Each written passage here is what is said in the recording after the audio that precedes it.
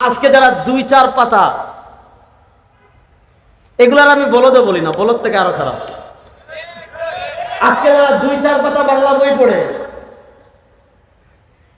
আজকে যারা বাংলা 2-4 পাতা পড়ে ইমাম আযম আবু হানিফা রাহিমাহুল্লাহ সমালোচনা করে, ইমাম আযম আবু হানিফা রাহিমাহুল্লাহ কে মন্দ বলে, আমি সব সময় বলি চামচিকা যেমন সূর্যকে গালি দিলে সূর্যের কিছু হয় না, সারা দুনিয়ার সব হাতখালিরা আল্লাহ যদি ইমাম আযম আবু হানিফা রাহিমাহুল্লাহর সমালোচনা করে, আল্লাহ ইমাম আযমের মাকাম এত বেশি বাড়িয়েছেন, ওরা চামচিকারও আমাদের কাছে মূল্য আছে, ওদের কোনো মূল্য নাই। ইমাম আযম আবু হানিফা রাহিমাহুল্লাহকে এই ব্যাপারে যদি আমি আলোচনা শুরু করি অনেক সময় লাগবে, সে আলোচনা আমি যাচ্ছি না। অনেক কিতাব আছে তালিবুল ইলম বা পড়বেন। আল্লাহর একটা কথা শুধু আমি বলি, যুগে যুগে যুগে যুগে শুনেন, আমরা সিলেট একটা টিল্লা আছে বান্দরের টিল্লা, দেখছেন না? আপনারা তো দেখছেন না, আমি তো দেখছি তো মাত্র না। বান্দরের টিল্লা দেখছেন না? বান্দরের টিল্লা দেখবেন গাছ আছে, যদি ফল না থাকে এই গাছে কেউ জীবনে ডিল মারবে না। আপনার বাড়ির পাশে একটা বিশাল বড় আম গাছ আছে, আম ধরে না, কেউ জীবনে ডিল মারবে না। কিন্তু ছোট্ট গাছ যদি হয় মানুষ ডিল মারবে। যেই গাছের যত ফল বেশি সেই গাছে মানুষ ডিল মারে তত বেশি। আল্লাহ তাআলা ইমাম আযম আবু হানিফা রাহিমাহুল্লাহ যারা এত খিদমত নিয়েছেন, ইমাম আবু দাউদ খুরাইবি রাহিমাহুল্লাহ একটা সুন্দর কথা বলেছেন। উনি বলেছেন আন-নাসু ফি শানি আবি হানিফা ইম্মা হাসিব ওয়া ইম্মা জাহিল। দুই ক্যাটাগরি, আন-নাসু ফি শানি আবি হানিফা ইম্মা হাসিব ওয়া ইম্মা জাহিল। যারা ইমাম আযম আবু হানিফা রাহিমাহুল্লাহর সমালোচনা করে এদের ক্যাটাগরি দুইটা, ইম্মা হাসিব হয়তো হিংসুক ওয়া ইম্মা জাহিল অথবা জাহিল। ব্যাখ্যা করব না, সময় কম, মূল বিষয়ে আলোচনা করব।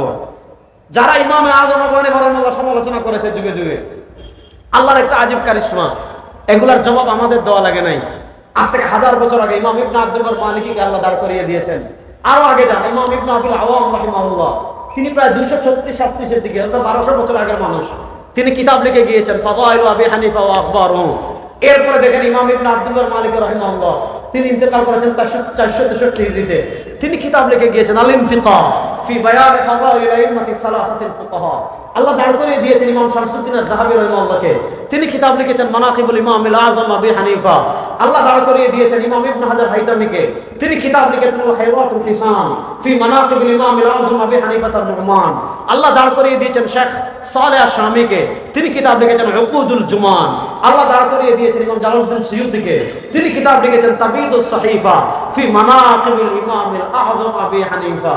আজকে যারা 2-4 পাতা বাংলা বই পড়ে মনে করে আমাদেরকে আটকাই দিবে, সমালোচনা করে, ওদেরকে আমি সুরমা নদীর আবর্জনা মনে করি না।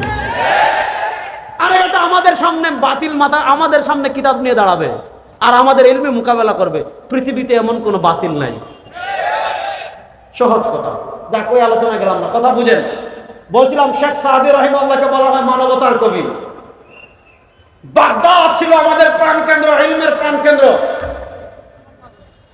হযরত কাউসারী রাহিমাহুল্লাহ ইমাম ইবনে আসাকিরের বরাতে লিখেছেন, কি লিখেছেন? ওই সময় ইরাকে যত সাহাবী থাকতেন, মক্কা মদিনায় এত সাহাবী থাকতেন না, কারণ রাজধানী তো দিমাশক, রাজধানী তো কুফায়, যার কারণে সব ওখানে থাকতেন রাজধানীতে।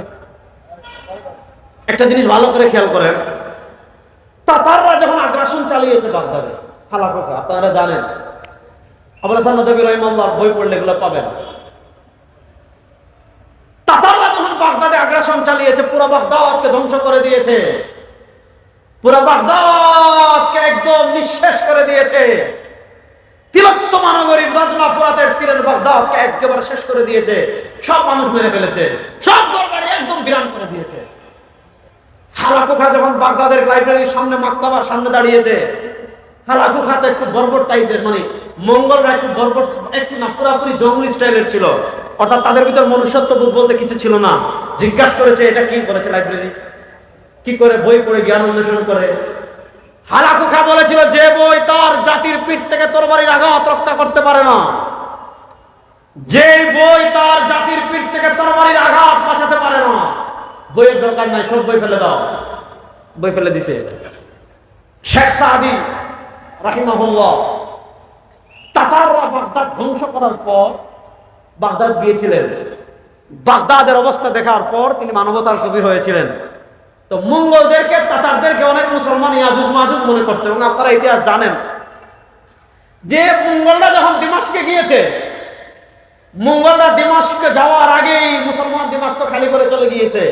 মনে করেছিল যে তাতারদের মোকাবেলা ঈসা আলাইহিস সালাম ছাড়া কেউ করতে পারবেন না, আল্লাহর বাহিনী ছাড়া, ঈসা আলাইহিস সালামের বদদুয়া ছাড়া। তারা মনে করেছিল না তো ইয়াজুজ মাজুজ এদেরকে ঈসার বদদুয়া ছাড়া কেউ থামাতে পারবে না। দিমাশক আগে খালি করে চলে গিয়েছে, বাগদাদরা দিমাশক আগ্রাসন চালিয়েছে। তো দেখেন এই যে মঙ্গলদের টর্নেডো ইসলামী সাম্রাজ্যে এসেছিল, মঙ্গলদের টর্নেডো ইসলামী সমাজে এসেছিল, কিন্তু দেখেন মুসলমানরা বুক টান করে তাতারদের ফিতনা রুখে দিয়েছে। ক্রুসেডারদের ভয়াবহ আগ্রাসন এসেছিল, মুসলমানরা বুক টান করে দাঁড়িয়ে গিয়েছে। মুসলমানরা আপনি দেখেন তাতারদেরকে আইনে জালালুতে নেস্তানাবুদ করে দিয়েছে। ক্রুসেডারদের দীর্ঘ যুদ্ধে মুসলমান পরাজিত করেছে। সাইয়্যিদ আবুল হাসান নাদভী রাহিমাহুল্লাহ বলেছেন, শুনেন, তরবারির যুদ্ধ আপনি 1400 বছর বাদ দেন, আপনি এই শতাব্দীতে তরবারির যুদ্ধ দেখেন, এই শতাব্দীতে অস্ত্রের যুদ্ধ দেখেন, এই শতাব্দীতে অস্ত্রের যুদ্ধ দেখেন। পৃথিবীর কোন রাষ্ট্রে তারা মুসলমানদেরকে নিরঙ্কুশ পরাজিত করতে পারে নাই, উল্টো বিভিন্ন রাষ্ট্রে তারা পরাজিত হয়েছে। তারা আফগানিস্তানে পরাজিত হয়েছে, তারা সিরিয়া পরাজিত হওয়ার প্রান্তে, ফিলিস্তিনেও তারা পরাজিত হবেই হবে ইনশাআল্লাহ। ফিলিস্তিনে তারা পরাজিত হবেই হবে ইনশাআল্লাহ। আরো আসতে হচ্ছে, আরো আসতে হচ্ছে ইনশাআল্লাহ, এটা আল্লাহর ওয়াদা। শুনেন, আপনি যদি মালাহিম সংক্রান্ত কিতাবগুলো পড়েন, আপনি যদি ফিতনা সংক্রান্ত কিতাবগুলো পড়েন, হাদিসগুলো গাড়াগাড়ি করেন, শুনেন, খুব বেশি দিন আর বাকি নেই ইনশাআল্লাহ। ইনশাআল্লাহ বলেন, খুব বেশি দিন বাকি নেই ইনশাআল্লাহ। ফিলিস্তিনে আমাদের যত ফুটা রক্ত ঝরেছে, গাজায় আমাদের যত ফুটা রক্ত ঝরেছে, রাফায় আমাদের যত ফুটা রক্ত ঝরেছে, লেবাননে আমাদের যত ফুটা রক্ত ঝরেছে, বাইরুতে আমাদের যত ফুটা রক্ত ঝরেছে, দিমাশকে আমাদের যত ফুটা রক্ত ঝরেছে, আরবে মুকাদ্দাসে আমাদের যত ফুটা রক্ত ঝরেছে, ইসরায়েলের ইহুদিদের বুকে পড়া দিয়ে প্রত্যেক ফুটা রক্তের বদলা হবে ইনশাআল্লাহ। সময় আর বেশি দিন বাকি ইনশাআল্লাহ বলেন। ওই ওয়াজ করে সময় থাকলে খুব ভালো করে বুঝেন। আপনি বর্তমান পৃথিবীতে অস্ত্রের যুদ্ধ দেখেন, আপনি হিসাব মিলাতে পারবেন না ভাই। আপনি কোন, যেমন দেখেন বর্তমান আধুনিক প্রযুক্তি আসার পর এখনো সুলতান মোহাম্মদ ফাতিহের কনস্টান্টিনোপলের বিজয়ের হিসাব তারা মিলাতে পারে না, এখনো তারা ইয়ারমুকের হিসাব মিলাতে পারে না, এখনো তারা কাছিয়ার হিসাব মিলাতে পারে না।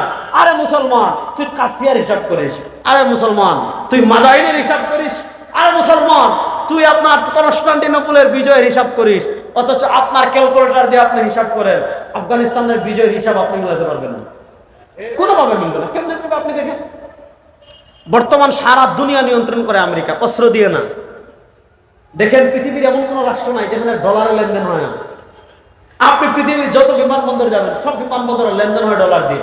প্রত্যেক দিন সারা দুনিয়ার সব টাকা চুষে নিচ্ছে আমেরিকা। আপনি যে অস্ত্র দিয়ে এটম বোম ফলে, এটম বোম মেরে আমেরিকাকে পরাশক্তি থেকে বের করে দিবেন, শুনেন, সারা দুনিয়ার মুসলিম, অমুসলিম, ইহুদি, খ্রিস্টান, বৌদ্ধ যত রাষ্ট্র আছে, সেকুলার রাষ্ট্র বলেন, ধর্মনিরপেক্ষ রাষ্ট্র বলেন, সব রাষ্ট্রের সব টাকা ব্যবসার নামে ডলার, ডলার ছাড়া কোনো লেনদেন হয় না। আপনি একদম মক্কায় যাবেন ডলার চলে, মদিনায় যাবেন ডলার চলে, পৃথিবীর যে রাষ্ট্রে যাবেন ডলার চলে, ইল্লা আফগানিস্তান ছাড়া। আপনি দেখেন আফগানিস্তানের হিসাব আপনি মিলাতে পারবেন না। পৃথিবীর প্রথম সুপার পাওয়ার, পৃথিবীর সবচেয়ে বড় সুপার পাওয়ার আমেরিকা, নেটো তাদের সাথে, ইংল্যান্ড তাদের সাথে, সারা দুনিয়ার যত নপুংসক মুসলিম রাষ্ট্রপ্রধান আছে, সারা দুনিয়ার যত নপুংসক মুসলিম রাষ্ট্রপ্রধান আছে, আপনি দেখেন আমেরিকা 20 বছর আফগানিস্তানে আগ্রাসন চালিয়েছে, কোন ভূমি ব্যবহার করে? পাকিস্তানের ভূমি ব্যবহার করে। তারা ড্রোন হামলা চালিয়েছে পাকিস্তান থেকে গিয়ে, রকেট হামলা চালিয়েছে পাকিস্তান থেকে গিয়ে, আপনার ট্রেন দিয়ে হামলা করেছে পাকিস্তান থেকে গিয়ে। যদি পাকিস্তান তাদের ভূমি ব্যবহারের অনুমতি না দিত, আফগানিস্তান আর আমেরিকার ম্যাচ মাত্র 1 বছর হইতো, অথবা 2 বছর, সর্বোচ্চ 5 বছর, এর ভিতর খেলা শেষ হয়ে যেত। কিন্তু খেলা 20 বছর কেন হয়েছে? কারণ 20 বছর হয়েছে তারা হামলা করেছে আমাদের ভূমি ব্যবহার করে। বুঝতেছেন কথা? আপনি দেখেন পৃথিবীর অঙ্কে হিসাব করবে না, পৃথিবীর কোন নপুংসক মুসলিম রাষ্ট্র আর তাদের পাশে দাঁড়াবেন, তাদের পক্ষে কথা বললে, জঙ্গি বললে আপনাকে আয়না করে দিবে। সেখানে দেখেন 20টা বছর তারা যুদ্ধ করেছে, জিতছে না হারছে? আরো আসতে হোক, গোল দিলে তো আলিয়া মার দিলে অন্তে ঘুমা লাগবে, এগুলো আসতে হোক। জিতছে না হারছে? জুড়ে বলেন, জিতছে না হারছে? আপনি দুনিয়ার ক্যালকুলেশন দিয়ে হিসাব মিলাতে পারবেন না, আপনি দুনিয়ার ক্যালকুলেটর দিয়ে আপনি গাজার হিসাব মিলাতে পারবেন না। দেখেন গাজার তুফান আল আকসা, আজকে নভেম্বরের 30 তারিখ, এই 7 অক্টোবরের আগের 7 অক্টোবর প্রায় 2 মাস, 1 বছর 2 মাস হয়ে যাচ্ছে। 2023-এর 7 অক্টোবর তুফান আল আকসা শুরু হয়েছে। তুফান আল আকসা শুরু হওয়ার আজকে 1 বছর 2 মাস হয়ে যাচ্ছে। আপনি দেখো কা ইন্ডিয়ার জাফলং তো না, জাফলং তো খাটাতার নাই, জকিগঞ্জ বিয়ানীবাজার রইল সীমান্ত, জকিগঞ্জের সীমান্ত, ইবাদি সীমান্ত দেখছেন নি? ইন্ডিয়ার সীমান্ত খারাপ দেখছেন দেখি আত্মলোক কাছে মাশাআল্লাহ দেখছেন নি? তারা খাটাতার দিয়ে রাখে দেখছেন নি? ও মাতই না আমি সিলেটি